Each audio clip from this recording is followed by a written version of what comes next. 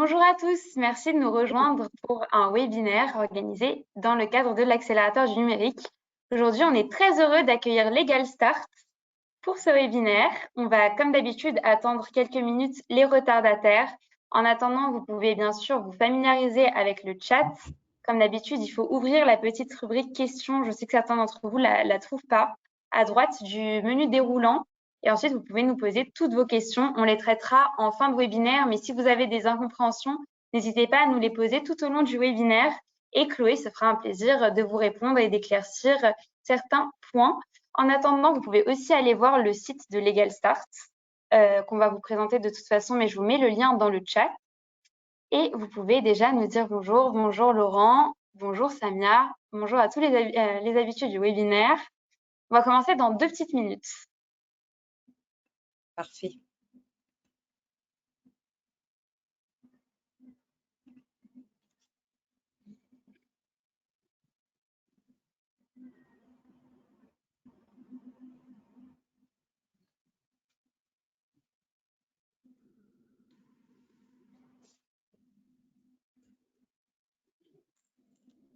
Et oui, la question est souvent posée. Les webinaires sont dispo en replay sur le site, donc vous pourrez les retrouver. Et en plus, Legal Start a bien voulu vous fournir les slides avec des petits liens, etc. à la fin.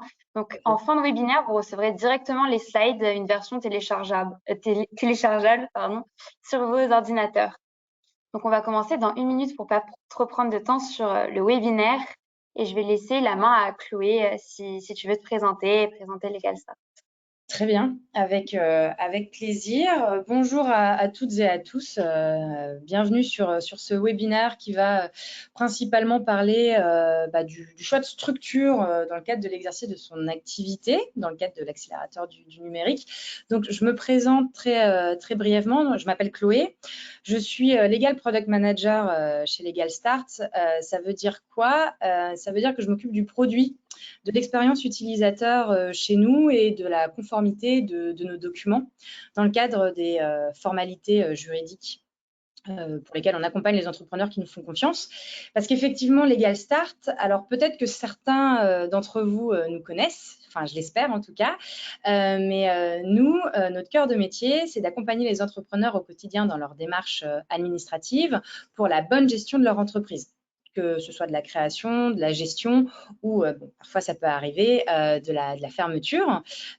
Et du coup, c'est dans ce contexte qu'on a eu envie de se rencontrer aujourd'hui pour vous donner quelques clés de lecture sur comment bien choisir la société par laquelle on viendrait exercer son activité, notamment de e-commerce, pour que vous puissiez faire des choix éclairés. Je suis juriste de formation avant d'être product manager. Donc, je devrais pouvoir répondre à toutes vos questions. Toutefois, si je venais à avoir un doute, je ne m'engagerai pas sur un terrain accidenté en vous racontant des bêtises. On prendra bien votre question et on vous la transmettra par l'intermédiaire de l'accélérateur du numérique. Je suppose qu'on peut commencer. On va rentrer dans le vif du sujet d'aujourd'hui, sauf si Laura, tu veux qu'on attende encore un petit peu. Non, ça ira, je pense. On peut commencer. Très bien. Alors, aujourd'hui, plusieurs sujets vont nous intéresser. Bon, introduction générale, on l'a commencé, je vais vous donner quelques chiffres sur qui nous sommes. Ensuite, on va s'intéresser aux avantages de la société, les questions à se poser pour choisir la bonne forme sociale. On va se pencher sur des caractéristiques, des notions importantes que sont le siège social, le capital, les dirigeants ou la fiscalité. Et on fera une petite aperçu des aides à l'entreprise auxquelles vous pouvez prétendre en 2022. Donc, je vous ai parlé de Legal Start au tout début. Pour vous donner une idée, nous, on a été créé en 2014 avec pour ambition de simplifier tout ce qui était démarche, création d'entreprise. Et depuis, on a eu la chance d'accompagner plus de 300 000 entrepreneurs dans leurs projets entrepreneuriaux. On est 130 collaborateurs, on est une belle et grande famille et on a su développer une expertise sur la création de sociétés en ligne, notamment de par le fait qu'on est sur le marché depuis un petit moment. Donc, on sait de quoi on parle et on fait en sorte de rester à jour pour vous apporter toujours plus de satisfaction et de qualité. Alors, les présentations étant faites, je vous propose à titre préliminaire de vous réintroduire ou de vous introduire la notion de micro-entreprise. Aujourd'hui, on va s'intéresser aux sociétés qui sont des structures impliquant une personnalité morale, c'est-à-dire qu'ils ont des droits et des devoirs. Les SAS et les SARL sont distincts de vous. Mais il y a cette fameuse micro-entreprise qui est une structure plébiscitée par les Français, qui est une structure très simple, notamment parce qu'elle permet de se lancer rapidement. C'est-à-dire que c'est une simple déclaration auprès des administrations à effectuer pour obtenir un numéro sirène, qui est un numéro à 9 chiffres obligatoire pour pouvoir exercer une activité professionnelle. Vous pouvez la gérer très simplement, cette entreprise, c'est-à-dire que vous n'avez pas de TVA, vous avez des régimes comptables fiscaux simplifiés, il n'y a pas de charge s'il n'y a pas d'activité. Désormais, le patrimoine personnel ne se confond plus avec le patrimoine professionnel de la micro-entreprise. C'est assez récent. Alors, pour les moins avertis, il faut savoir qu'une micro-entreprise, c'est une entreprise individuelle, c'est-à-dire que la structure se confond avec vous-même. Donc, il n'y a pas de distinction entre votre activité et vous. Et donc, il n'y avait pas de séparation des patrimoines. C'est désormais chose faite depuis le 15 mai. Et surtout, c'est une forme plébiscitée pour tester un marché ou une idée. Donc aujourd'hui, parmi tous les participants, je ne sais pas où en sont vos projets, à quelle maturation, mais il est vrai que vous pouvez cumuler une micro-entreprise assez simplement avec un travail salarié ou tout simplement pour tester une activité, une appétence, faire un complément de revenu ou préparer un projet de plus grande envergure. Toutefois, il faut garder à l'esprit qu'il y a des contraintes autour de la micro-entreprise. La simplicité, ça se paye d'une manière ou d'une autre. Déjà, le chiffre d'affaires, il est plafonné. Il faut savoir que sur une activité de vente, donc notamment de e-commerce, vous avez un plafond à 170 000 € par an de chiffre d'affaires. Ensuite, vous ne pouvez pas déduire les charges. Donc, ça peut être compliqué quand il y a beaucoup d'achats-reventes, notamment peut-être pour vous aussi. Il y a le calcul des cotisations qui se fait sur le chiffre d'affaires, pas sur les revenus. Et vous ne pouvez pas récupérer la TVA. Donc, ça peut être un avantage pour vous parce que vous facturez des produits ou des prestations de services 20% moins chers que les autres parce que vous ne la facturez pas. Toutefois, si vous achetez des biens avec de la TVA, vous ne pouvez pas la récupérer. Donc, ça peut aussi créer des difficultés. Donc, c'est une parenthèse. On pourra poser des questions sur ce sujet à la fin de cette présentation. Mais vraiment, ce n'est pas le focus principal de notre rencontre aujourd'hui. C'est plutôt de creuser la notion de société. On a tendance à comparer l'auto-entreprise à la société, qui implique un peu plus de préparation, un peu plus de déclaration quand vous voulez la constituer, mais qui vous permet, qui vous apporte plus de sécurité et qui consolide votre projet professionnel. Pourquoi? Bon, déjà, dans une société, vous limitez votre responsabilité. Je l'ai dit au tout début, il y a une personnalité morale, c'est-à-dire qu'elle est distincte de vous, cette société, c'est elle qui souscrit des contrats. Et surtout, quand vous êtes associé d'une société, vous apportez un certain montant, ça s'appelle le capital social, et en fait, vous êtes engagé financièrement à hauteur de cet apport. Donc, si vous avez une société avec 1 000 € de capital, vous êtes tout seul, c'est une SASU, vous apportez 1 000 €, vous êtes engagé à hauteur de 1 000 €. Si la société contracte des dettes, grosso modo, et que ces dettes, c'est fortuit, ce n'est pas une faute de gestion, vous ne pourrez pas perdre plus que 1 000 €. Ça, c'est un premier point positif.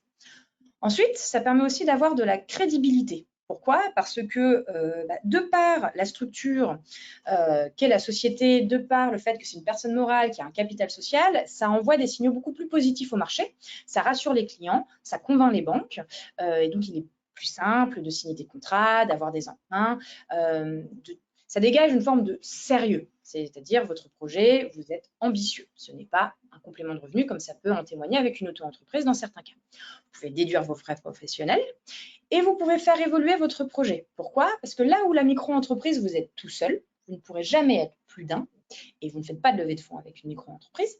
En société, vous pouvez ouvrir votre capital à des investisseurs tiers, à des proches, vous pouvez lever des fonds, vous pouvez faire évoluer l'actionnariat, vous pouvez aussi céder plus facilement un projet. Une boîte qui prend de l'ampleur, qui se valorise, vous pouvez la céder à un acheteur, là où la micro-entreprise ou l'entreprise individuelle, ça ne fait pas trop partie c'est peu commun en fait de céder son auto-entreprise, on la ferme et on passe à autre chose. Une fois qu'on a présenté les grands points forts de la société, en gardant à l'esprit que c'est plus coûteux, c'est-à-dire qu'à constituer moyenner 500 € hein, de frais d'immatriculation, il faut des statuts, de la documentation, donc ça fait un peu peur par rapport à une micro-entreprise où on a un simple CERFA à produire. Sachez aujourd'hui qu'il y a des solutions qui vous permettent de le faire très simplement, on en parlera à la toute fin, et surtout, en fait, mis en balance de ce que vous pouvez faire avec une société, c'est pas très compliqué. C'est vous implantez votre structure, vous comprenez comment elle marche, vous trouvez un comptable, et normalement, après, vous pouvez exercer sereinement votre activité. Parmi les sociétés, il y a plusieurs formes sociales. On va principalement s'intéresser à des formes sociales commerciales, que sont la SAS, Société par action simplifiée, ou la SARL, Société à responsabilité limitée. Dans les deux cas, ces sociétés répondent aux caractéristiques qu'on a présentées juste avant, mais il faut savoir qu'il y a un certain nombre de questions à se poser pour faire le bon choix. Déjà, il faut savoir si vous êtes tout seul ou plusieurs. Par exemple, c'est votre projet, vous êtes tout seul, vous hésitez entre l'auto-entreprise ou la SASU. La SASU, en fait, c'est une SAS avec un associé unique. C'est exactement le même fonctionnement, c'est la même structure. Mais vous pouvez être soit en SASU, soit en SARLU ou EURL, comme vous pouvez le voir sur la présentation. C'est la version à associé unique de la SARL.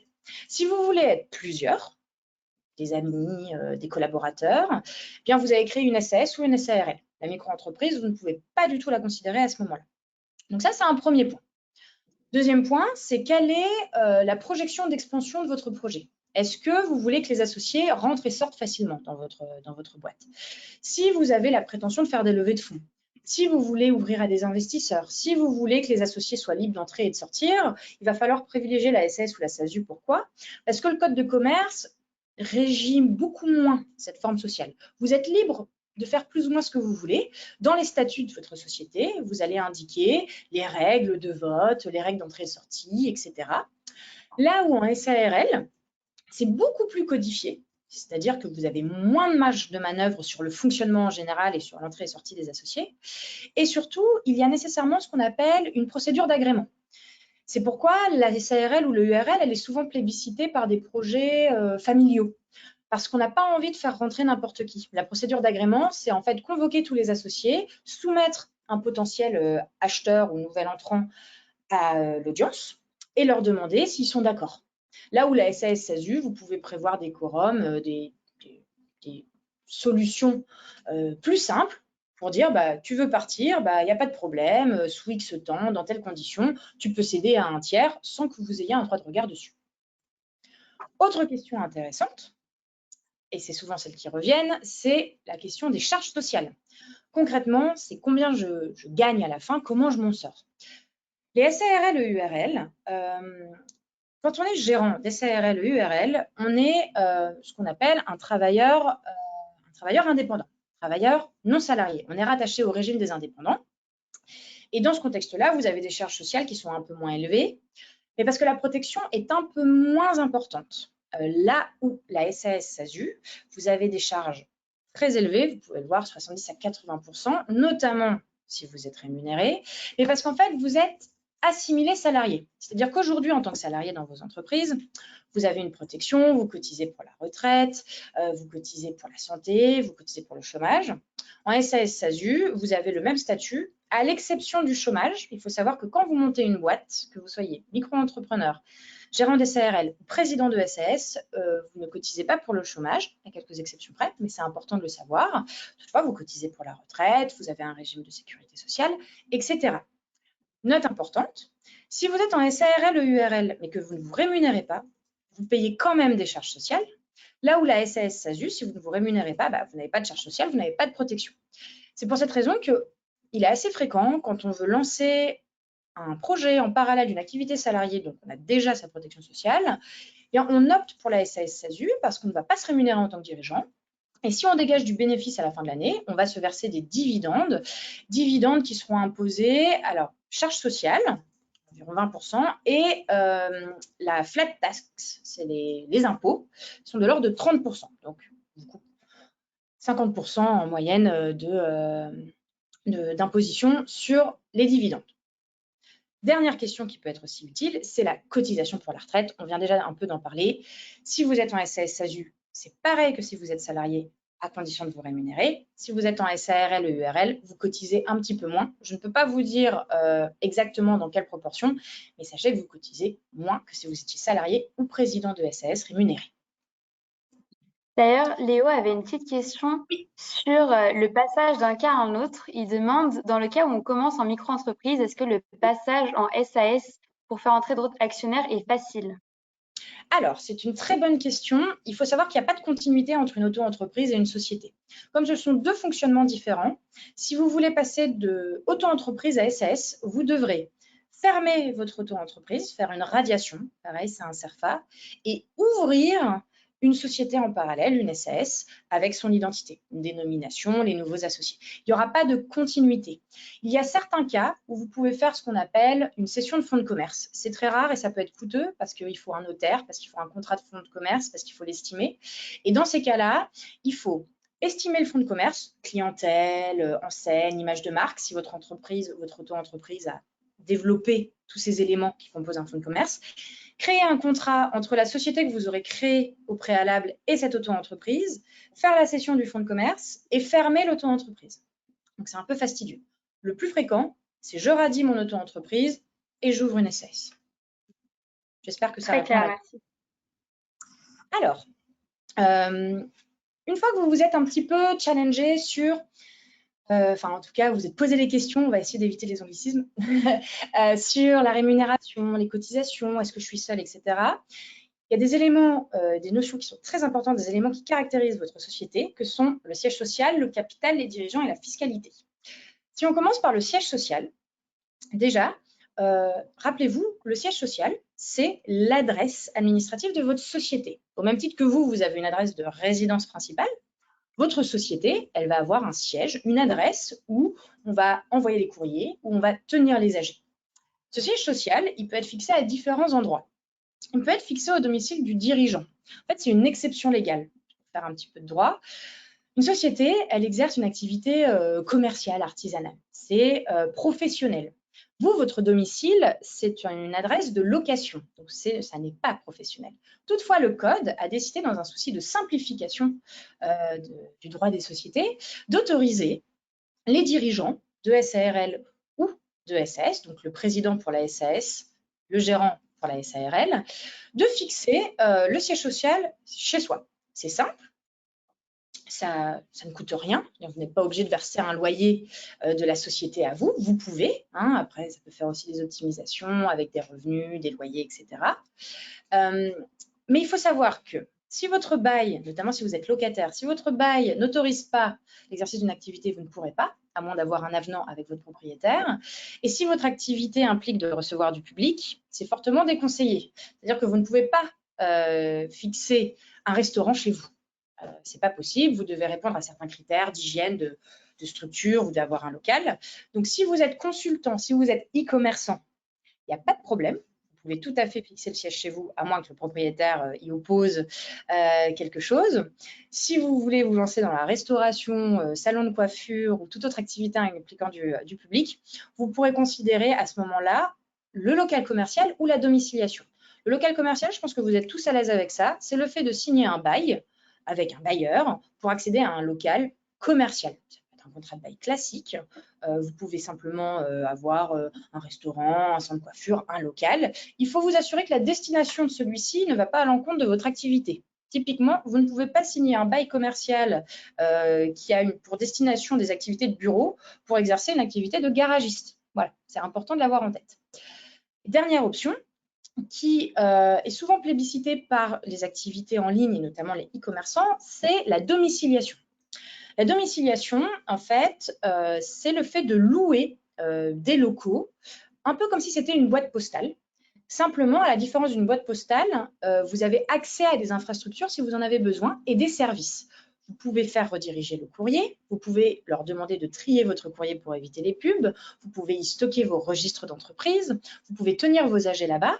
Tout est pensé pour vous assister quand vous en avez besoin, comme si vous aviez accès à votre siège social. Vous pouvez choisir l'adresse. C'est-à-dire que nous, par exemple, aujourd'hui, on travaille avec Canvas, c'est un de nos partenaires, et il a des adresses sur les Champs-Élysées, sur la rue de Rivoli, des lieux parisiens qui dégagent une image qui peuvent être valorisants dans vos échanges avec vos clients. Et aussi, ça vous permet de séparer un peu mieux votre vie personnelle de votre vie professionnelle. Vous ne recevez pas chez vous tous les courriers d'autres boîtes, des pubs, des spams, etc. C'est eux qui les reçoivent et qui vous les retransfèrent. Et vous pouvez trouver des adresses à des coûts peu chers. Autre point important, c'est que quand vous fixez votre activité chez vous et que vous déménagez, vous devez faire un transfert de siège. Une démarche de plus, impliquant des annonces légales, impliquant des frais de greffe. Et donc, quand on est souvent mobile, on décide d'opter pour la domiciliation parce que vous avez une adresse pérenne dans le temps et vous êtes libre de bouger comme vous voulez. Autre sujet important, le capital social. Alors, le capital social, pour rappel, c'est la somme des apports effectués par les associés. En société, c'est obligatoire. C'est-à-dire que pour être associé d'une société, de toute façon, il faut apporter de l'argent, en échange desquels vous recevez des titres. En SARL, ce sont des parts sociales. En SAS, ce sont des actions. Ces titres vous donnent notamment accès à des droits de vote. Donc, plus vous avez d'apport, plus vous avez d'actions, plus vous avez la majorité. Cet apport, il peut être en numéraire, de l'argent, ou il peut être en nature. Vous pouvez apporter des biens. Alors, en e-commerce, c'est moins fréquent, mais typiquement, des activités de transport, eh bien, l'entrepreneur va apporter au capital sa voiture. Il va l'estimer 7 000 euros, il aura 7 000 euros de capital. C'est le bien qui apporte ce capital en échange duquel il aura des actions.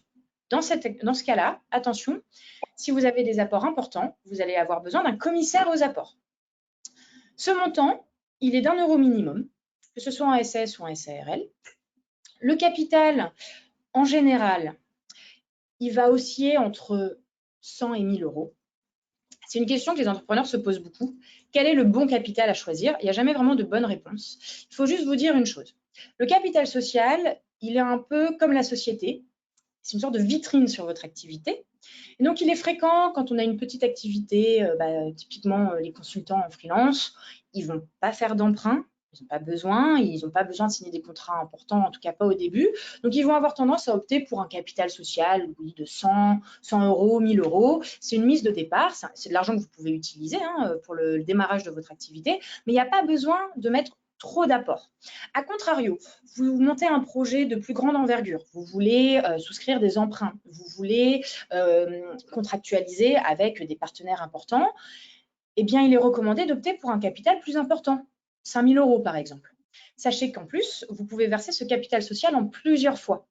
On va vous donner un exemple. Vous lancez votre boîte de e-commerce en SAS, vous êtes plusieurs associés, vous voulez signer un gros contrat avec un partenaire étranger, par exemple.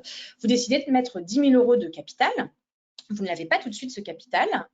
Eh bien, vous pouvez le verser une première fois à hauteur de 50%. Vous pouvez commencer avec 5 000 euros de capital social. Sur vos statuts, sur votre CABIS, il sera écrit 10 000, mais vous aurez 5 ans pour pouvoir libérer le reste. C'est une solution de facilité pour permettre aux entrepreneurs d'apporter un capital plus important dans le temps. En conséquence, on l'a dit au début, ces titres vous donnent accès à des droits de vote. Ça impacte donc la gouvernance et ça peut être aussi impactant en cas de distribution de dividendes. Les dividendes, c'est vraiment, vous terminez votre exercice social, donc le cycle de vie de votre société se termine, vous faites votre bilan comptable et vous dégagez des bénéfices. Revenus moins charges, vous avez dégagé un bénéfice. Vous pouvez soit le réinjecter dans votre société, soit vous pouvez décider de le distribuer aux associés. Si vous êtes tout seul, c'est pour vous. Si vous êtes plusieurs, vous le répartissez et généralement, c'est proportionnel aux parts détenues. Donc, plus vous avez de parts, plus vous pouvez prétendre à des dividendes. Autre sujet, les dirigeants. Être dirigeant de société, c'est être le représentant légal. C'est avoir les pleins pouvoirs, mais c'est avoir un pouvoir décisionnaire. C'est pas une tyrannie, une société, c'est plus comme une démocratie. Le dirigeant est élu, il est nommé à la constitution de la boîte. Et ensuite, les statuts constitutifs vont régir ce qu'il a le droit de faire tout seul et ce qui est assujetti à la majorité. Concrètement, tout le monde peut devenir majeur dès lors qu'il est capable, donc qu'il n'est pas sous tutelle, ou alors un mineur émancipé. Vous ne devez pas souffrir d'une interdiction de gérer. Ça veut dire quoi? Il peut arriver que vous ayez déjà monté une boîte. Peut-être que parmi vous, c'est déjà le cas. Et parfois, ça se passe mal. Parfois, il y a des erreurs de gestion et vous pouvez souffrir d'une interdiction de gérer émise par le tribunal. Généralement, en moyenne, c'est pour 5 ans. Donc, pendant tout ce temps, vous n'avez pas le droit de reconstituer une société. C'est pourquoi, souvent, on demande une attestation de non-condamnation pour la constitution d'un dossier. Quand vous êtes en SAS, vous avez un président. Il est unique, qui peut être assisté, accompagné de un ou plusieurs directeurs généraux. En SARL, c'est un ou plusieurs gérants. En termes de déclaration, donc, vous faites votre dossier de SARL, vous nommez le gérant dans les statuts ou dans un acte dédié et on va simplement demander la pièce d'identité, la déclaration de non-condamnation. Si vous êtes un ressortissant de l'Union européenne, eh bien, votre pièce d'identité suffira. Si parmi vous, il y a des personnes de nationalité étrangère qui ont un titre de séjour. Je ne sais pas, par exemple, vous êtes américain et vous habitez en France, ou vous êtes marocain et vous habitez en France. Vous avez donc nécessairement un titre de séjour. Il faut que ce dernier vous habilite à exercer une activité de dirigeant d'entreprise. On a beaucoup, ça arrive souvent, même en e-commerce ou en livraison, des étudiants étrangers, parce qu'ils sont là pour leurs études, de vouloir exercer une activité professionnelle indépendante. Simplement, le visa indique autorisé à travailler à titre accessoire. Ce titre accessoire, c'est une activité salariée. Donc, ils ne peuvent pas créer d'auto-entreprise, ils ne peuvent pas créer de SASU. A contrario, vous avez la mention autorisé à créer une entreprise, toute profession légale en France, visa commerçant. Aucun problème. Ce document, on le récupérera, on le donnera au greffe et il validera la nomination du dirigeant. Ce dirigeant, il est nommé à la majorité. Ce dirigeant, il peut démissionner quand il souhaite, il y a un préavis qui est convenu dans les statuts, et en fonction de certaines situations, il peut aussi être révoqué. Typiquement, la faute de gestion, les associés peuvent s'en rendre compte et décider de le mettre de côté. C'est dossier régi par les statuts. SAS, c'est souple, vous avez plus de liberté. SARL, c'est codifié par le code de commerce. Vous n'avez pas à penser le fonctionnement, mais vous êtes un peu contraint par le fonctionnement de la SARL. Dernier point, alors je désamorce tout de suite. Je ne suis pas fiscaliste et je ne pense pas que ce soit le lieu ni le moment pour faire un cours de fiscalité. Par contre, l'idée, c'est de vous rappeler les différentes options et de vous expliquer plus ou moins comment ça marche. Je ne pourrais pas faire d'optimisation fiscale. N'hésitez pas à poser des questions si vous en avez, mais je ne voudrais pas vendre trop de rêves sur cette problématique. En fait, il y a deux éléments qui composent la fiscalité d'entreprise. Déjà, il y a le régime d'imposition. Il y en a deux, l'impôt sur le revenu et l'impôt sur les sociétés. L'impôt sur le revenu, vous le connaissez déjà, on y est tous assujettis dans le cadre de notre travail salarié. Le barème progressif, 0, 11%, 25%, etc., jusqu'à, je n'ai plus le montant, le top, je crois que c'est 50 ou 70%. Donc, en fait, dans ces cas-là, vous pouvez demander à ce que votre société soit à l'IR. L'auto-entreprise est toujours à l'IR, parce qu'on confond les patrimoines, mais en société, vous pouvez être à l'IR. C'est souvent le cas en SARL et URL pour commencer. Ce n'est pas la société qui paye l'impôt, ce sont les associés qui payent sur la base des bénéfices de la société. Comment ça se passe concrètement? Vous êtes une URL, vous êtes à l'IR, vous finissez votre année, vous dégagez un bénéfice. En fait, ce bénéfice, il va se retrouver dans votre assiette fiscale à vous en tant que contribuable. Et donc, l'impôt sur le revenu se calculera sur la somme de vos salaires et la somme des bénéfices perçus. Cette option, elle est souvent souscrite quand on commence une activité et qu'on prévoit soit très peu de CA, parce que en fait, le premier seuil, c'est 11% et c'est un peu en dessous de la première tranche de l'IS, ou que vous prévoyez même un résultat déficitaire. Parce que pour rappel, si vous avez un résultat déficitaire, ça va se mettre sur votre assiette fiscale et donc, limite, vous pourrez même payer moins d'impôts à votre niveau. Toutefois, le principe reste l'IS, l'impôt sur les sociétés. C'est la société qui déclare et qui paye les impôts sur les bénéfices réalisés cette fois-ci. C'est-à-dire que les associés ne payent pas d'impôts, sauf s'ils perçoivent des dividendes ou une rémunération. Quant à l'impôt sur les sociétés, eh bien, il y a pareil ce bilan. On détermine le bénéfice imposable et la société va payer. Donc, l'impôt sur les sociétés, c'est environ 26%. C'est linéaire, c'est toujours comme ça, c'est 26,5. Mais il y a une première tranche à 15%. Donc, quand on démarre son activité et qu'on a un faible CA, on rentre souvent dans la tranche de 15% et ensuite, c'est 30% à l'année. Autre composant, c'est le régime de TVA. Alors, la TVA, la taxe sur la valeur ajoutée, c'est en général 20%. notamment sur les activités de e-commerce, c'est 20%. La restauration, il y a des boissons, je crois que c'est 5%. Quand vous êtes en société, vous y êtes assujetti, normalement. C'est-à-dire que vous la facturez, vous la récupérez. Vous payez des biens avec une TVA, vous facturez des biens avec la TVA, et à la fin de l'année, vous faites la balance entre les deux et vous voyez si vous devez reverser un excédent de TVA à l'État ou si l'État vous en rembourse. Il y a 3 régimes.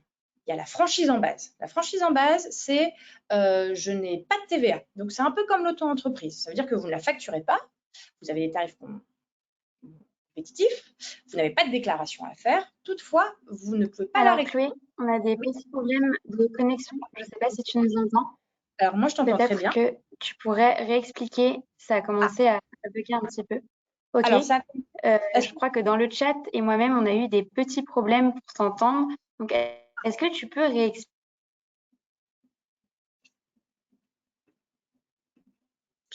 ce que tu disais à propos des assiettes du taux d'imposition?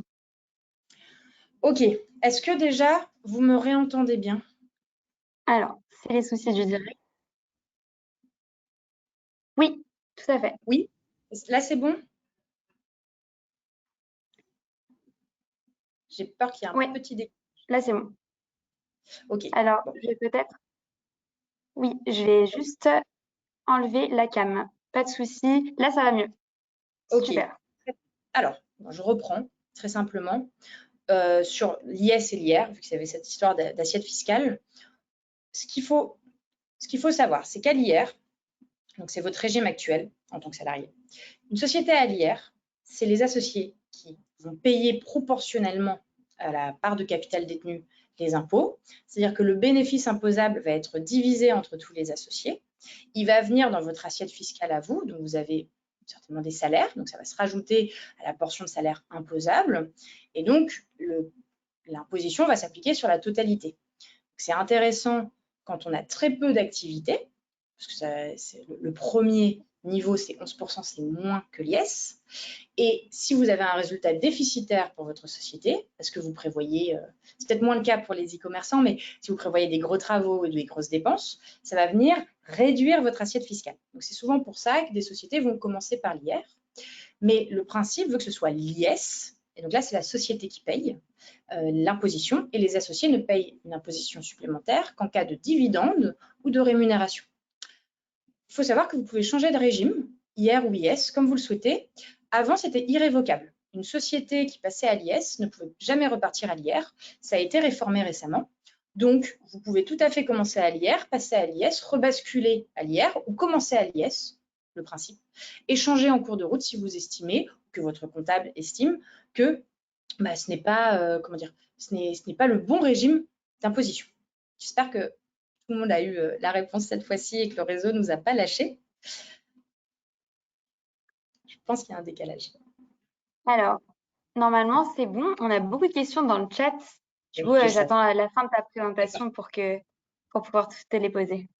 Alors, surtout qu'on arrive surtout sur la fin, donc c'est très bien en termes de timing. Et donc, je parlais de la TVA. Donc, la TVA, c'est obligatoire en société, sauf si vous êtes en franchise en base. C'est-à-dire qu'en dessous d'un certain seuil, il est affiché d'ailleurs, jusqu'à 85 000 € de vente de marchandises, vous pouvez bénéficier de la franchise en base, donc pas de TVA. Vous ne la facturez pas, mais vous ne la récupérez pas non plus. Donc, ce n'est pas forcément judicieux sur de l'achat-vente.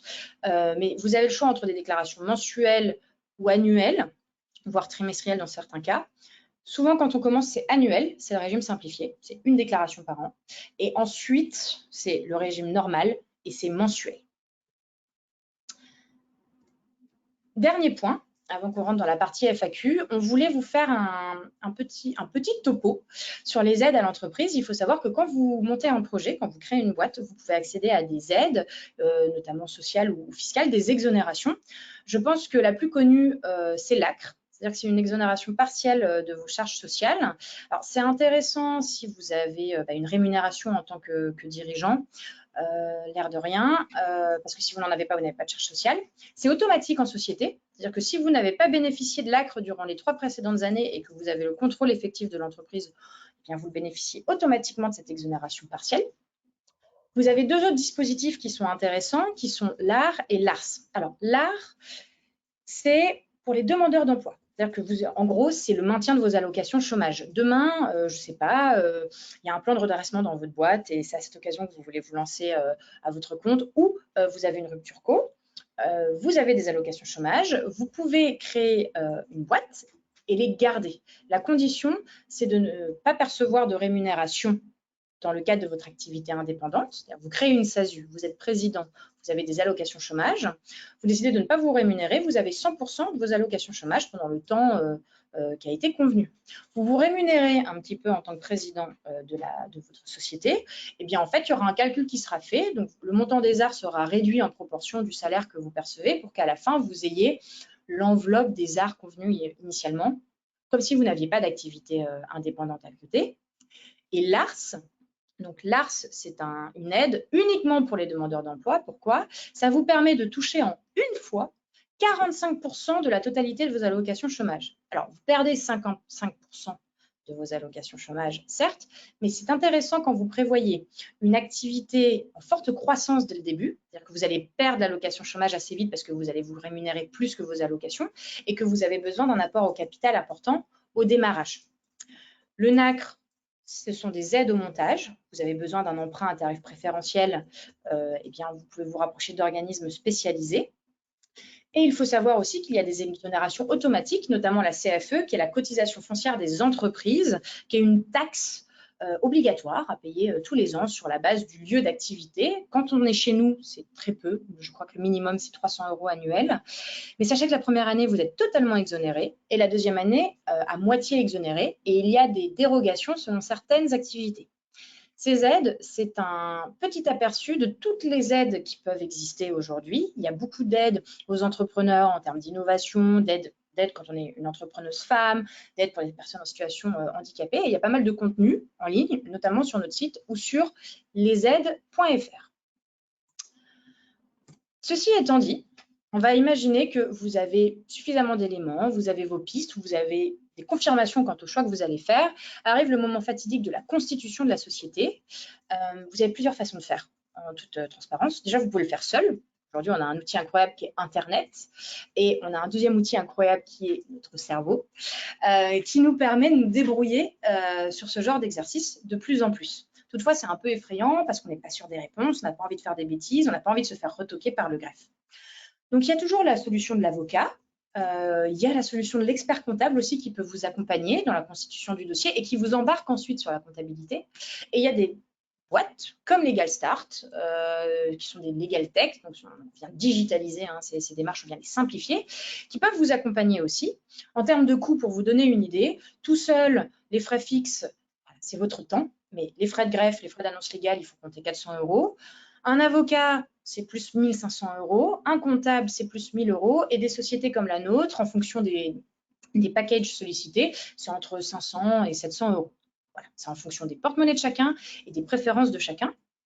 Et donc, nous, pour boucler sur cette thématique, on accompagne tous les jours 400 entrepreneurs par semaine nous confient leur projet de création d'entreprise, que ce soit des auto-entreprises ou des sociétés. Et en fait, notre système, c'est 100% en ligne, c'est-à-dire que vous pouvez tout faire à distance. On travaille même avec Conto, qui est une banque digitale, et je pense que vous la connaissez bien. C'est un questionnaire que vous remplissez qui permet de générer l'ensemble de vos documents personnalisés adaptés à votre projet. Ça se fait rapidement. C'est-à-dire que déjà, quand on n'a pas besoin de se déplacer ni au greffe, ni à la banque, ni chez le comptable, c'est quand même plus simple. Vous avez un chargé de dossier qui est disponible par mail, par téléphone pour vous accompagner. Vous pouvez trouver des tarifs différenciés selon vos préférences. Si vous êtes très pressé, eh bien, on a des packages premium qui ont un accompagnement un peu plus poussif. Si vous avez plus de temps, vous pouvez aussi accéder à un certain nombre de documentations pour le faire tout seul. Et surtout, on s'engage à vous proposer des dossiers conformes, de sorte que vous commenciez correctement avec la bonne structure et les bons éléments pour commencer votre activité. Alors, on ne fait pas de conseils, nous, on n'est pas avocat, mais on donne toutes les informations et on travaille avec des avocats pour que vous ayez la bonne documentation. Dernier lieu, je sais que c'est une question qui vient souvent, qui est un peu en dehors des clous, la comptabilité. Il n'est pas obligatoire d'avoir un expert comptable, sachez-le, le code ne l'oblige pas. Il est quand même fortement recommandé de recourir soit à un expert comptable, soit à une solution comptable en ligne, quand on n'est pas à l'aise avec ces notions-là, parce qu'en fait, c'est la partie déjà la moins fun de l'entrepreneuriat. parce que ce n'est pas pour ça que vous l'avez montée, cette boîte, et c'est la plus risquée. Parce qu'avec une bonne comptabilité, en plus d'être réglo et d'éviter un contrôle et des mauvaises surprises, ça vous permet de savoir quelle est votre trésorerie au quotidien. Donc pour ça, vous avez pas mal de solutions en ligne aujourd'hui, des cabinets qui sont digitalisés, où vous pouvez aussi solliciter un expert comptable. Et pour ça, le bouche à oreille, c'est peut-être ce qui marche le mieux. Rencontrez des entrepreneurs, profitez de ce réseau et voyez quel expert comptable peut être adapté à votre porte-monnaie et à votre niveau d'attente. Vous me passez à la FAQ. Je crois qu'il y a plusieurs questions, m'a dit Laura. Donc, je suis tout oui. Alors, merci beaucoup déjà, Chloé, pour ta présentation. Je vais tout de suite vous envoyer les slides pour être sûr que vous les ayez et que vous puissiez avoir tout le contenu, puisque j'ai vu Sonia et Rachel, votre remarque sur votre prise de notes qui était un peu rapide. Donc là, normalement, ça devrait être bon. On va commencer par les questions. Donc, il y a la question d'Olivier que j'ai trouvée très intéressante, qui te demande quelles sont les causes d'échec les plus fréquentes, comme vous devez voir beaucoup de cessations d'activité. Et alors, c'est une bonne question. Alors, sur les cessations d'activité, je dirais qu'il y a trois causes qui reviennent souvent. Alors, pour commencer par les plus positives, il arrive assez fréquemment qu'un projet arrive à terme pour en faire éclore un autre. C'est-à-dire que la structure ne convient plus. Donc, soit il la transforme, soit il la ferme et il ouvre une autre société ou il change carrément de projet. C'est-à-dire qu'ils ont fini d'attaquer un marché, ils veulent en attaquer un autre et ils décident d'ouvrir une autre société. Ça arrive assez souvent. Ils tournent une page pour une aventure d'autant plus stimulante. Le deuxième motif, c'est les soucis financiers. Il y a beaucoup de liquidations dites judiciaires. Alors, nous, on n'accompagne pas sur les liquidations judiciaires, donc je n'ai pas d'aperçu du volume, mais il est très fréquent que les sociétés aient besoin de fermer leur activité parce que manque d'activité, problème de gestion, parfois même mésentente avec les associés qui peuvent impacter l'activité. Et en troisième lieu, eh bien, ce sont les incidents de la vie. On a nous en tout cas, on accompagne beaucoup d'entrepreneurs dans la fermeture de leur société parce que ils n'ont pas pu avoir d'activité du tout. Ils ont monté leur boîte et puis il y a eu un incident, il y a eu un événement heureux. On a souvent des naissances qui viennent chambouler des projets et donc ils ne peuvent plus être indépendants, ou des mésententes avec des associés, ou des décès, ça arrive aussi. Donc ce sont les trois thèmes les plus récurrents à notre niveau aujourd'hui. Et la liquidation judiciaire, notamment suite au Covid, est un des motifs principaux de fermeture et de cessation d'activité. Ok, super clair. Merci beaucoup, Chloé. On espère que ça a éclairé un peu ta lanterne, Olivier. On va continuer sur la question de Léo, qui nous dit j'espère que vous allez bien. Quel statut choisir si on s'apprête à lancer une application mobile type réseau social? Est-ce qu'on doit directement faire une SaaS ou commencer par la micro-entreprise? Ok, alors Léo, merci, je vais très bien, j'espère que vous aussi. Alors c'est une bonne question aussi, j'ai pas tous les éléments, alors je ne sais pas si cette application a vocation à être votre unique activité ou si c'est en parallèle d'autres choses. Il est évident que quand on teste quelque chose, la micro-entreprise est quand même la meilleure option. Déjà parce que la constitution d'une micro-entreprise, c'est 0 €, c'est-à-dire qu'il n'y a pas de frais de création. Application mobile, c'est la chambre de commerce, donc c'est assez simple et sans frais additionnels. Et si ça ne marche pas, vous pouvez terminer très vite votre activité, ou si ça marche bien, vous pouvez tout aussi bien la fermer et ouvrir une SASU sur la base d'un projet qui est valorisé. Et donc, c'est tout de suite plus simple aussi de décrocher des emprunts. Que vous venez avec votre projet d'auto-entreprise, regardez, avec mon application, j'ai généré des milliers d'euros de chiffre d'affaires, je bascule en SASU. Est-ce que vous m'accompagnez dans votre projet? J'ai besoin de 50 000 €. Donc, il est très fréquent de commencer par une auto-entreprise sur ce genre de projet. Ok, très clair, Léo. On espère que c'est très clair pour toi aussi. On va passer à la question d'Amal qui regroupe en fait plusieurs questions e-commerce, puisqu'il y a beaucoup d'e-commerçants. Il nous demande, peut-on gérer plusieurs sites e-commerce avec la même société en statut auto-entrepreneur ou faut-il créer une société pour chaque site de e-commerce? Ok, alors, si je ne m'abuse, quand on est e-commerçant et qu'on s'inscrit sur des sites de commerce, on s'inscrit et on renseigne son numéro SIREN. Votre numéro SIREN, qui est votre numéro d'identification unique, donc c'est un 9 chiffres et le SIREN c'est 14, doit pouvoir vous permettre de vous inscrire sur plusieurs plateformes en même temps. Par exemple, les chauffeurs VTC sont souvent sur plusieurs applications. Ils vont travailler sur Uber, sur FreeNow, sur Captain, je ne sais plus les noms. Donc, vous pouvez avoir une auto-entreprise, votre sirène, et vous mettre sur Amazon, sur eBay, sur Cdiscount avec le même numéro. Et vous allez avoir des flux qui sont de la même nature de vente. Et dans votre comptabilité, ça rentrera dans votre chiffre d'affaires. Ok, très clair, merci. On va enchaîner. Désolée, je prends pas beaucoup de temps entre les questions. Il n'y a pas beaucoup de transition, mais c'est parce qu'il y en a beaucoup. Donc, sur la question de Osra qui demande, peut-on créer une SAS en e-commerce en étant au début une seule personne et sans les associer? Bien sûr, alors tout à fait, Osra, en fait, alors quand on parle de SASU, c'est comment dire, une facilité de langage. En fait, c'est une SAS. Vous êtes en SAS, vous allez avoir des statuts qui fonctionnent de manière indifférenciée si vous êtes seul ou à plusieurs. Vous commencez tout seul avec votre SAS et ensuite, eh ben, vous basculez vers une société à pluri-associée en faisant rentrer des personnes au capital. Donc, pour faire simple et pour résumer, vous pouvez créer une SASU, c'est-à-dire que sur votre cabis, il sera écrit SASU. Ça vous permet notamment d'avoir des frais de greffe en cas de modification moins élevés, sachez-le, parce qu'il y a des frais de BODAC. Je ne vais pas faire un cours de droit, mais si vous faites un transfert de siège en SASU, ça coûte 80 € de frais de greffe, alors que ça coûte 180 € de frais de greffe en SAS. Mais quoi qu'il en soit, c'est la même chose. Et quand vous basculez à plusieurs associés, en fait, auprès du greffe, vous faites une cession d'action, une ouverture de capital, et vous demandez à retirer la mention d'unipersonnel. Aucun problème. Top, merci Chloé. Donc, la question de Lucky qui demande, peut-on habiter dans un HLM et le nommer comme siège social? Alors, c'est une bonne question aussi.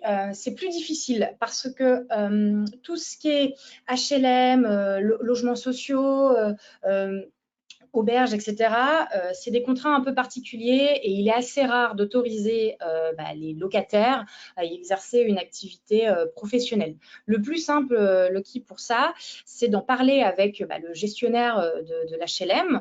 Vous leur présentez le projet, vous leur expliquez pourquoi vous voulez fixer le siège social et voir si c'est possible ou non. Ok, top. Alors, la question de Yvon maintenant, peut-on revenir sur la notion de responsabilité limitée, s'il vous plaît? On ne peut perdre que le capital. Comment choisir entre réinjecter du capital pour sauver l'activité ou fermer la boîte? Et quelles sont les conditions de dépôt de bilan? Donc, beaucoup de questions là de Yvon. Oui, là, il y a trois questions. Donc, on a la question de la responsabilité, la question de Euh, comment on réinjecte le capital. Attendez, responsabilité. oui, voilà, choisir entre réinjecter le capital ou sauver l'activité. Et ensuite, les conditions de dépôt de bilan. Ok, alors, sur la responsabilité limitée, le plus simple, c'est de bien comprendre que, alors attendez, Yvon, vous voulez monter votre société d'e-commerce, c'est vous, vous êtes ce stylo bic. Vous montez votre société d'e-commerce, vous décidez de faire une auto-entreprise, ce stylo bic est votre auto-entreprise, c'est vous. Vous décidez de monter une société, c'est elle. C'est deux choses différentes. Vous n'êtes lié à cette société que par l'apport au capital. Donc, votre responsabilité est limitée pour la simple et bonne raison que c'est l'entité juridique qui prend les engagements. C'est elle qui s'engage, c'est elle qui signe, c'est elle qui a des droits et des devoirs. La seule fois où votre responsabilité personnelle est engagée, c'est si vous décidez, par exemple, de conclure un contrat qui va vouer l'activité à l'échec et que vous en avez conscience. Ça s'appelle une faute de gestion. Sans ça, s'il y a des problèmes, seul l'argent que vous avez injecté sera perdu, pas plus. C'est pour ça qu'on dit qu'elle est limitée financièrement. Votre responsabilité, elle se limite à l'apport, sauf si vous faites une bêtise. C'est deux choses distinctes. J'espère que déjà ça répond à la première question. Ensuite, sur le capital, le fait de le réinjecter ou de sauver l'activité. J'ai l'impression que vous avez une idée précise, la question est très précise, donc vous avez certainement un exemple en tête. Si vous générez des bénéfices, si votre activité est florissante, etc., et que vous générez des bénéfices, déjà, il est très fréquent de le réinjecter d'année en année pour faire croître cette activité. Si vous avez la capacité de vous rémunérer avec un salaire, c'est très bien, faites-le. Mais si vous vivez d'autres choses, le plus important, c'est de créer un cycle vertueux, de dégager des bénéfices et de les réinjecter. Demain, vous avez des problèmes, c'est-à-dire que vous ne générez pas assez de chiffre d'affaires. Il faut prendre en considération les capitaux propres. C'est la totalité de l'argent détenu par la société. Les capitaux propres, c'est le capital social, c'est les résultats des années précédentes, c'est les réserves. Si vous faites une année un petit peu difficile et que vous avez des capitaux propres, conséquent, c'est pas grave. C'est-à-dire que vous allez réinjecter soit la perte, vous allez imputer la perte sur les résultats de l'année précédente, ou votre petit bénéfice, vous le réinjectez, et vous prenez les mesures nécessaires pour sauver votre activité l'année qui suit. Si les pertes sont beaucoup trop importantes, par exemple, que votre capital social, que vos capitaux propres deviennent inférieurs à la moitié de votre capital social, ou que vraiment vous avez des gros déficits, eh bien, il va falloir peut-être considérer soit un plan de redressement, c'est-à-dire qu'avant d'arriver au dépôt de bilan ou la liquidation, il y a des solutions qui sont là pour vous aider. Il faut s'adresser au tribunal du commerce qui va déterminer des plans pour réduire les coûts. Vous êtes accompagné par un médiateur ou en tout cas un spécialiste pour assainir votre comptabilité et votre activité. Et si vraiment ce n'est pas possible, il y a le dépôt de bilan. Alors, je n'ai plus les conditions en tête, je peux les récupérer, mais c'est à partir d'un certain montant de bilan, de résultats et de déficitaires, en fait, à partir du moment où vous ne pouvez plus rembourser vos dettes, si vous ne pouvez plus rembourser vos dettes, faire face à vos obligations, vous êtes en dépôt de bilan et vous partez en liquidation judiciaire. Ça, c'est l'indicateur, c'est le red flag, c'est le drapeau rouge. Vous ne pouvez pas payer vos dettes, vous ne pouvez pas payer vos fournisseurs depuis X temps, dépôt de bilan. C'est pas très précis, mais on peut vous donner un peu de documentation sur la question. Ok, super. Donc, on espère que tout est clair pour toi, Yvon. Sans transition, on va prendre la question de Jenabou qui demande avec un statut SAS, puis-je employer mon conjoint à temps partiel? Oui, alors, quand vous êtes en SAS et que vous voulez travailler avec certaines personnes, il va falloir simplement créer un contrat de travail. Donc, il faudra lui faire un CDI ou un CDD à temps partiel à votre conjoint. Il me semble que dans certaines conditions, quand on est en couple, alors je ne sais pas si c'est votre conjoint, si vous êtes marié, si vous êtes pacsé ou si vous êtes en concubinage, je sais qu'il y a des situations où on a ce qu'on appelle un conjoint. Le conjoint a un rôle similaire au vôtre et ça peut avoir des implications fiscales, mais ça n'implique pas de contrat de travail. Donc oui, vous pouvez signer un contrat de travail avec votre conjoint pour qu'il travaille dans votre SAS, il n'y a pas de problème. Après, il y a le statut de conjoint collaborateur et ça, pareil, je peux faire une petite recherche, on vous communiquera ça aussi par la suite. Ça ne devrait pas vous concerner, mais il y a des petites spécificités à avoir en tête. Ok, très clair. N'hésitez pas à contacter directement Legal Start pour les questions comme ça un peu plus précises sur votre cas. Alors, une autre question de Léo, qui visiblement a beaucoup de questions. Est-ce qu'on peut ouvrir autant de micro-entreprises que l'on souhaite tant qu'on a fermé la précédente ou on est limité? Ok, très bonne question aussi. Ou alors, il y a plusieurs Léo aujourd'hui. Alors, l'auto-entreprise, elle est unique. Donc, comme c'est une entreprise individuelle en nom propre et que vous êtes un, normalement, vous ne pouvez pas en créer plusieurs en même temps. C'est impossible. Vous ne pouvez pas avoir deux micro-entreprises. Vous pouvez avoir une première micro-entreprise, vous pouvez la fermer pour X raisons, et vous pouvez la réouvrir plus tard. Donc, ce sera toujours une micro-entreprise que vous ouvrez, vous fermez, vous ouvrez, vous fermez. Sachez simplement que votre numéro sirène en auto-entreprise, ce sera toujours le même. C'est-à-dire que vous créez une société pour une appli mobile cette année. Vous avez un numéro sirène et un numéro sirette. Vous la fermez dans 1 an. Dans 2 ans, vous ouvrez un statut pour être chauffeur Uber Eats. Vous allez retrouver le même sirène, mais un sirette différent, tout simplement. Ok, super. Alors, maintenant, la question de Zaya qui te demande, faut-il une assurance civile en cas d'ouverture? Alors, il faut, quand vous créez une société ou une entreprise, il faut une responsabilité civile professionnelle, une RCP. Je me demande si c'est obligatoire. Il y a des activités où c'est obligatoire, il y a des activités où c'est recommandé. Par exemple, le e-commerce, comme c'est en ligne, c'est recommandé. Mais franchement, le mieux, c'est d'en avoir une. Ça vous protège de bien des choses. C'est comme une assurance, donc tant qu'on n'a pas de problème, on se dit qu'on n'en a pas besoin. Mais la RCP, c'est hyper important. Et il y a beaucoup d'assurances qui en proposent à des tarifs très différents. Donc, c'est sûr que quand vous êtes e-commerçant, vous n'allez pas souscrire la même RCP que quand vous êtes dans le bâtiment. Mais Zaya, je vous conseille d'envisager une RCP. Tout à fait. Très clair. Alors, on va prendre une dernière question, celle d'Amal, qui te demande, peut-on créer une SAS pour une nouvelle activité et garder en parallèle son statut d'auto-entrepreneur sur lequel on gère une autre activité? Très bonne question également. Tout à fait. Alors, vous pouvez cumuler une auto-entreprise et une SAS, voire plusieurs SAS, il n'y a aucun problème, à partir du moment où elles n'exercent pas les mêmes activités. Ça, c'est tout à fait possible. C'est plus compliqué quand on est entre une auto-entreprise et une SARL, parce que ce sont tous les deux au régime des indépendants. Mais depuis une récente réforme, c'est normalement également possible de cumuler les deux. Donc, aucun problème, mais simplement ne faites pas la même activité parce que ça peut être considéré, enfin ça peut être requalifié comme, et donc ils vont récupérer vos deux chiffres d'affaires et vous risquez d'avoir un contrôle de l'URSSAF pas joli, joli. Super clair. Donc, dans les 3 dernières petites minutes, on va essayer de prendre rapidement la question d'Élodie qui pose sa première question et qui nous dit: je voudrais créer une entreprise seule pour vendre mes peintures et faire des expositions. Le mieux, c'est la micro-entreprise. Je ne paie pas de charges quand je n'ai pas de bénéfices. Alors, oui, la micro-entreprise, étant donné que les charges sont basées sur le chiffre d'affaires, si vous n'avez pas de chiffre d'affaires, donc il n'y a pas de notion de bénéfice. Et si vous n'avez pas de chiffre d'affaires généré, vous n'avez pas de charge. Il n'y a pas de notion de revenu de bénéfice imposable, c'est-à-dire que les charges se calculent sur le CA et les impôts se calculent aussi sur le CA après un abattement forfaitaire. Voilà, déjà, c'est le premier point. Ensuite, pour cette activité, vous pouvez l'exercer en tant que micro-entreprise, pas de problème. Il faut savoir que c'est plus de la prestation de service, donc au niveau du plafond de chiffre d'affaires, ça ne va pas être 180 000, ça va être moitié moins. Mais il n'y a pas de contre-indication. Alors, une fois encore, je n'ai pas tous les éléments, je ne sais pas quelle activité vous avez en parallèle, mais c'est assez fréquent que des activités de fabrication de bijoux, de peinture, etc., se fassent par l'intermédiaire d'une micro-entreprise. Et quand vous n'avez pas le temps d'en faire, pendant 2 mois, vous n'avez pas le temps de faire de peinture ou d'en vendre, bah, vous n'avez pas de charge, vous avez juste une déclaration à néant à faire, tout simplement.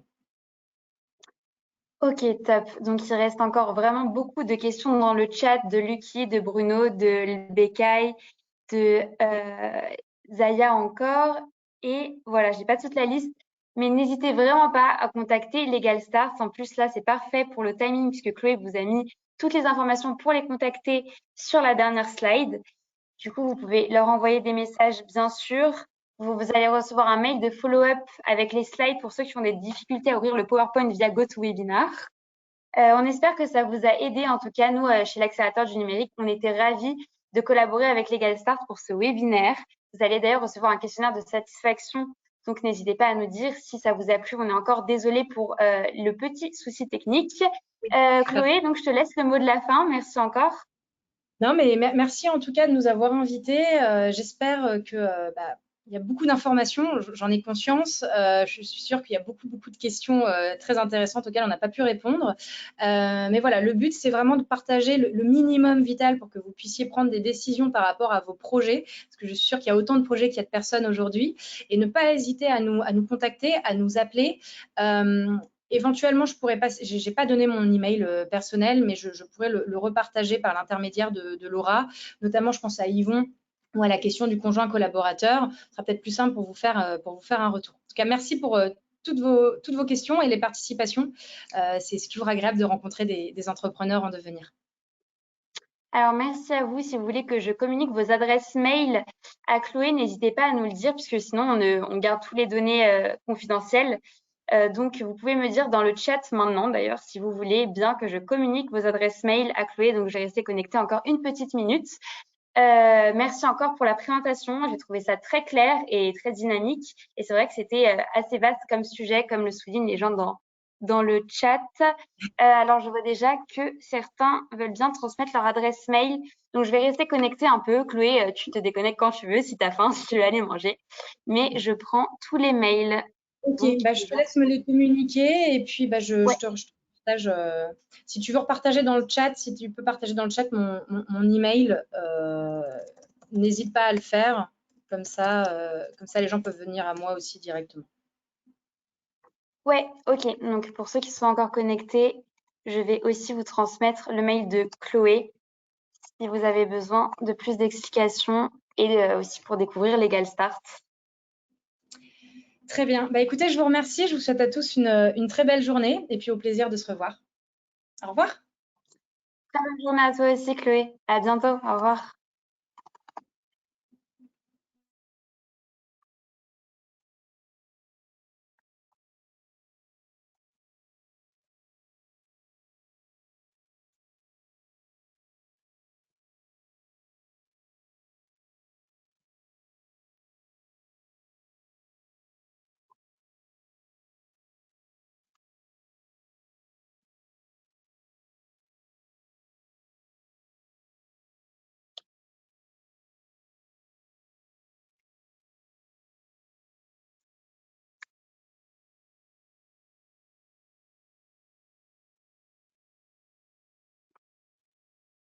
Alors, normalement, vous avez dû recevoir dans le chat l'adresse mail de Chloé.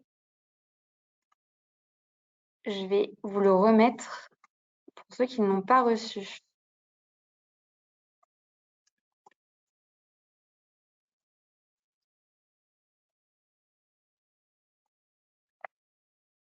Alors, oui, il y en a qui l'ont bien reçu. Je vais vous la remettre. Je vais bientôt me déconnecter pour aller manger, moi aussi. Mais je vais screener aussi tous ceux qui sont d'accord pour que je transmette l'adresse mail. Et merci d'être resté connecté jusqu'à la fin et d'avoir posé autant de questions dans le chat. C'était vraiment très agréable comme webinaire. Très bonne journée à vous. Au revoir.